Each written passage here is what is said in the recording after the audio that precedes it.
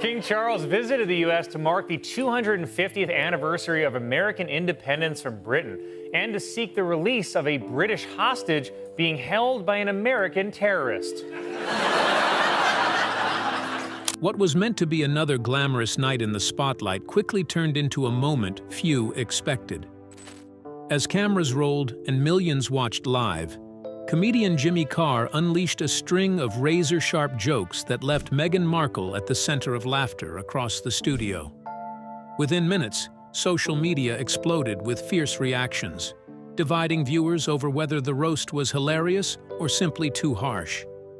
Do you think Jimmy crossed the line, or was it all fair game? Share your thoughts in the comments below. To help us create more videos and uncover the latest royal drama, please subscribe. Jimmy Carr unleashes brutal roasts. The atmosphere changed the moment Jimmy Carr turned his attention to Meghan Markle. Known for delivering jokes with a perfectly calm face, Carr never needed to shout or act angry. Instead, he simply dropped one cutting remark after another, letting the audience connect the dots themselves. That style made every punchline land even harder, and within seconds, the room was filled with laughter. One of his sharpest jokes centered on Meghan's long-standing public image as a passionate feminist. I mean, it's my joke about her. I think it's a pretty good joke. I said Meghan Markle is, of course, a lifelong feminist, which she's demonstrated by marrying a prince and giving up her job. Carr sarcastically remarked that she had shown this by marrying a prince and leaving her career behind. The audience immediately understood the irony, and the laughter only grew louder. It was exactly the kind of joke that walks a fine line between comedy and controversy, leaving people debating whether it was brilliantly clever or unnecessarily harsh. But Carr did not stop there. He followed up with another jab suggesting that Meghan's move to Britain had not been driven by romance alone. The joke implied that she had been searching for wealth, fame, and status before eventually finding Prince Harry. Whether viewers agreed or not, the punchline struck a nerve because it echoed criticisms that had circulated for years. The audience reacted with a mixture of shock and laughter, knowing they were watching a comedian willing to say what many others avoided saying on stage. Then came another moment that caught everyone by surprise. Carr joked about King Charles visiting America, twisting the royal trip into an absurd story by pretending the king had traveled there to celebrate American independence, while also trying to bring home a British hostage being held by Americans. The joke was completely ridiculous, but that absurdity was exactly what made it funny. Even the hosts seemed caught between laughing and wondering how far Carr was willing to push things. The jokes kept getting bolder. Meghan's reported Hollywood ambitions soon became the next target. Carr mocked the enormous expectations surrounding her media projects, joking that after promises of a massive comeback backed by huge deals and endless publicity, the public was instead left watching a cooking and lifestyle series that failed to attract the audience many expected. He exaggerated the disappointment by joking that the show ended up buried so far down the rankings that hardly anyone could find it. The crowd erupted because the humor was less about numbers and more about the contrast between sky-high expectations and the outcome. As each joke landed, it became clear that something unusual was happening. Carr was not relying on wild exaggerations or outrageous impressions. Instead, he delivered each line with such calm confidence that it almost sounded like he was simply reading a list of facts. That understated delivery somehow made every joke feel even more brutal, and before long, other comedians seemed encouraged to pile on with their own remarks. But all of that was only setting the stage for what many viewers later called the biggest part of the joke. What happened next left even seasoned comedians stunned. What was the one line that made the entire audience completely lose control? Stay glued to your screen because you won't want to miss what comes next. Fame without results. What makes the criticism even harder to ignore is that it isn't focused on one mistake or one interview. It comes from people asking the same question over and over. After receiving opportunities that most actors only dream about, what was actually done with them? Meghan was handed some of the biggest entertainment platforms in the world, with enormous budgets, global attention, and millions of curious viewers waiting to see what she would create. Expectations couldn't have been higher. Instead of delivering something unforgettable, many critics felt the projects revolved around simple, everyday moments that were presented as if they were groundbreaking discoveries. Whether it was sharing lifestyle tips, talking about personal habits, or demonstrating ordinary kitchen tricks, viewers struggled to understand why such basic ideas were being treated like major television events. To many people, it felt less like premium entertainment and more like expensive content wrapped in luxury packaging. The reaction was swift. Reviewers gave the series disappointing scores, while many audience members were even less impressed. Instead of becoming one of Netflix's biggest successes, the show quietly slipped far below the platform's most watched titles. Even the second season failed to create the comeback supporters had hoped for. For critics, it became another example of enormous expectations ending in quiet disappointment. Then came the jokes. Comedians couldn't resist pointing out the gap between the huge production deals and what eventually appeared on screen. Some mocked the idea that millions of dollars had been spent producing content centered on things as simple as cutting fruit or organizing snacks into different containers. Others joked that almost anyone could have made the same videos using a phone in their own kitchen. The questions didn't stop with Netflix. The couple's high-profile Spotify partnership also became a frequent target after ending much sooner than expected. One outspoken executive attached to the company even used the word grifters, a label that spread across headlines and social media almost overnight. Once that happened, late-night hosts, podcast personalities, and stand-up comedians suddenly had fresh material that practically wrote itself. Another point that comedians kept returning to was the couple's repeated calls for privacy. Critics argued there was an obvious contradiction between asking for a quieter life while continuing to appear in documentaries, interviews, podcasts, streaming projects, and social media conversations. The contrast became comedy gold. Even animated shows and satire programs turned the situation into memorable sketches, suggesting the pair wanted to escape public attention without ever stepping away from the spotlight. Perhaps what frustrated critics most was that many ordinary moments were introduced with the seriousness of major world-changing discoveries. Something as simple as transferring snacks from one bag into another or revealing personal nicknames became headline-worthy announcements, leaving many viewers wondering why such small details deserved so much attention. But if Jimmy Carr's jokes sparked headlines, he wasn't the only comedian aiming. Another comedian pulling Meghan soon joined the chorus, and one of them delivered a punchline that many people say hit even harder.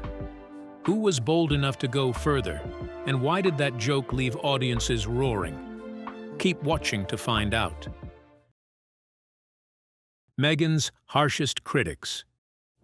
For years, Prince Harry and Meghan tried to build a story around one central message. They said they wanted peace, privacy, and a chance to live away from endless public attention. But many critics believe their actions told a very different story, and that contradiction became impossible for some comedians to ignore. One of the loudest voices was comedian Bill Maher, who pointed out what he saw as the biggest flaw in their public image. If someone truly wants to escape the spotlight, why keep returning to it through interviews, documentaries, podcasts, and best-selling books? To many people, that question struck at the center of the debate. It wasn't simply about whether Harry and Meghan had suffered. It was about whether their actions matched the message they were selling. The criticism didn't stop there. Across comedy stages and television shows, the same theme kept appearing. Instead of seeing a couple fighting for freedom, many comedians joked that Harry and Meghan had turned personal complaints into a brand. Every new project seemed to revisit old wounds, keeping the same arguments alive instead of moving forward. Their story, critics argued, was no longer about healing, but about repeating the same painful chapters again and again. Kelly Osbourne added fuel to the discussion by saying that hardship is something everyone experiences. In her view, struggles are not unique to celebrities or royalty. Millions of ordinary people deal with loss, pressure, and emotional pain every day without having global platforms to tell their stories. That opinion echoed what many viewers were already beginning to say online. Then came another twist. Some people admitted they had watched Harry and Meghan's documentary hoping to understand them better. Instead, they walked away feeling even less sympathetic. Rather than changing minds, the series appeared to reinforce the doubts that critics already had. The more explanations the couple offered, the more questions people seemed to ask. Even jokes involving other members of the royal family suggested that Harry and Meghan had become the biggest source of controversy surrounding the monarchy. And perhaps most surprising of all, the couple didn't receive the overwhelming support many expected from American audiences. While they certainly have loyal supporters, plenty of commentators openly admitted they simply weren't emotionally invested in the couple's ongoing battles. As more public figures started speaking without hesitation, it became clear that the conversation had shifted. The focus was no longer just on what Harry and Meghan had experienced, but on why they continued telling the same story in so many different ways. But beneath all the criticism lies an even bigger mystery. If attention was never the goal, then what does Meghan really want? Could the answer explain every move she's made since leaving the royal family? Stay right here as we uncover every detail. The victim narrative cracks. The more the public watched the story unfold, the more one question kept coming back. At what point does being treated unfairly stop being the whole story? Many people can understand hardship and even sympathize with painful experiences. But when every interview, every appearance, and every new project circles back to the same complaints, some begin to wonder if the message has started to lose its power. After leaving royal life, Meghan and Harry stepped into a position most people could only dream about. They had worldwide attention, enormous opportunities, financial security, and millions of people willing to hear their side. Yet, instead of moving forward with a fresh purpose, critics argue that they kept returning to old wounds. Over time, the focus shifted away from what they planned to build and toward what they claimed had been taken from them. That growing frustration did not stay limited to newspapers or social media. It eventually reached the comedy stage, where comedians began saying what many believed others were too afraid to joke about. One after another, famous stand-up performers questioned whether the victim narrative had simply gone on for too long. Then came one of the biggest moments. Chris Rock openly challenged some of the most talked-about claims from the royal drama. Rather than treating every accusation as unquestionable truth, he turned parts of the story into comedy, suggesting that not every uncomfortable family situation automatically pointed to something more sinister. His jokes sparked huge debates, but they also revealed something important. Once people start laughing at a public narrative instead of feeling sorry for it, changing their minds becomes much harder. The laughter did not stop there. Another comedian took the conversation in a completely different direction by reaching back into royal history. Instead of focusing only on today's headlines, he reminded audiences that Britain had faced a remarkably similar crisis decades earlier. He pointed to Wallis Simpson, the American divorcee whose relationship with the king shook the monarchy and changed its future forever. The comparison instantly caught people's attention. Whether fair or unfair, the idea suggested that history might not be repeating itself exactly, but it could be echoing in surprising ways. Once that connection entered public discussion, Meghan was no longer viewed only as a modern royal figure. To many critics, she became part of a much older pattern of outsiders, becoming central figures in royal turmoil. But that raises an even bigger question. If Meghan is being blamed for the chaos, is she really the only one responsible? Or has everyone overlooked the person whose choices made every twist possible? Why is Harry such a crucial part of this entire mess? And what role did he play behind the scenes that few are willing to admit? Let's take a look. Harry behind the chaos. The biggest question many critics keep asking is no longer whether Prince Harry left the royal family. Instead, they wonder how a man who was raised inside one of the world's oldest institutions, trained in the military, and expected to make difficult decisions, ended up looking so dependent on someone else's direction. That idea has become a favorite target for comedians. One comic joked that after spending years following royal rules, Harry finally escaped them, only to start following a completely different set. The joke wasn't really about palace life. It was about the belief that although Harry changed his surroundings, he may never have truly become independent. For years, every part of Harry's life was carefully managed. There were traditions to respect, family expectations to meet, and public responsibilities that shaped almost every decision. Leaving Britain was supposed to mean freedom, but critics argue that instead of writing his own story, Harry simply allowed someone else to hold the pen. Whether fair or unfair, that perception has become increasingly common in public discussions.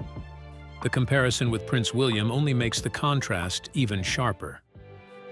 While Harry often finds himself at the center of controversy, William is usually described as calm, measured, and focused on duty. Even comedians who are famous for mocking everyone seem to treat the two brothers differently. Jimmy Carr once shared a light-hearted story about meeting the royal family. Before the event, he joked about proper etiquette and even playfully imagined introducing himself to the Queen in an overly casual way. Hours later, when he actually met Prince William, the encounter turned into a surprisingly warm moment. William greeted him politely, remembered his name, and left Carr with a positive impression. Yeah. And I get a tap on my shoulder. Yeah. And it's Prince William. And he goes, "Mr. Carr?" That small story mattered because it showed something unexpected. A comedian known for sharp jokes and brutal punchlines had very little to mock when talking about William. Yet when the conversation turned to Harry, the material seemed endless. For many comics, Harry had become an easy target because every interview, documentary, or public appearance created another opportunity for satire.